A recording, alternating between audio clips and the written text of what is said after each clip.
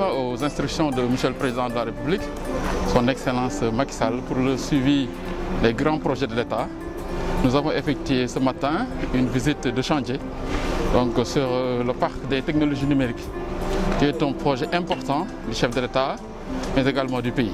Il nous a demandé d'assurer un suivi régulier et diligent. Donc c'est dans ce cadre que nous avons effectué ce matin une visite de chantier. Et je rappelle que ce projet est un projet structurant, contenu dans le PSE et dans le PAP 2A. C'est un projet financé par la BAD à hauteur de 40 milliards, mais également avec une participation de l'État du Sénégal à hauteur de 6 milliards. C'est un projet structurant donc, et qui va combler le gap technologique donc, pour le Sénégal.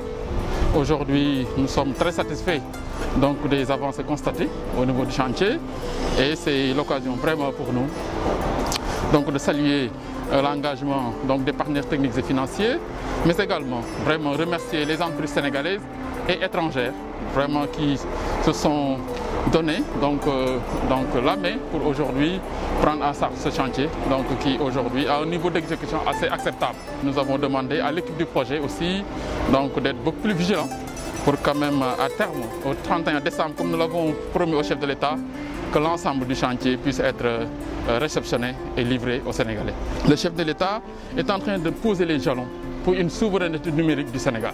Et je pense qu'aujourd'hui, le chantier que nous venons de visiter prouve nettement la pertinence de sa vision vraiment et de son engagement pour le numérique.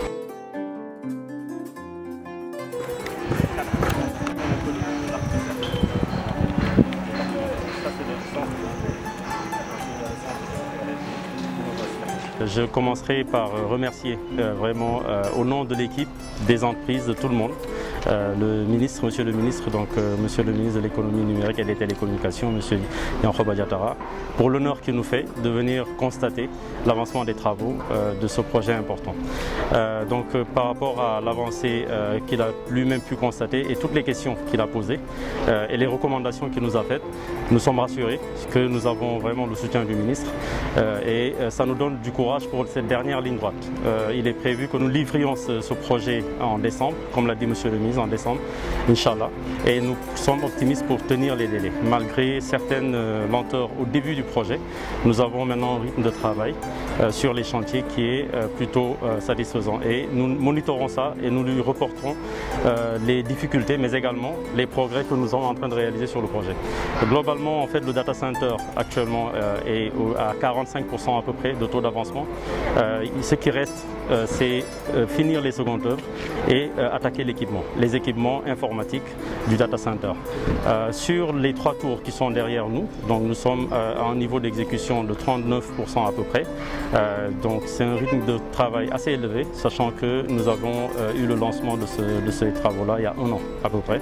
Et nous sommes dans les délais par rapport à ces travaux-là. Les bâtiments annexes qui concernent l'ensemble des autres bâtiments, que ce soit qui ont été cités par le ministre, donc le BPO, le centre d'innovation, le centre de production audiovisuelle, le centre de gestion du PTN, mais également le centre résidentiel et le centre de recherche et développement sont aussi à peu près 35-36%. Donc c'est un rythme de travail qui est assez correct. Donc voilà globalement, pour vous donner une idée, là où nous en sommes par rapport à ce projet. Et nous sommes très honorés, comme je le dis, que monsieur le ministre se déplace pour venir constater les avancées lui-même avec son équipe. Et toutes les entreprises ont eu l'occasion de réaffirmer leur volonté devant le ministre de tenir les délais avec nous. Vous savez, le chef de l'État a l'ambition de faire de Diamniadio une ville numérique.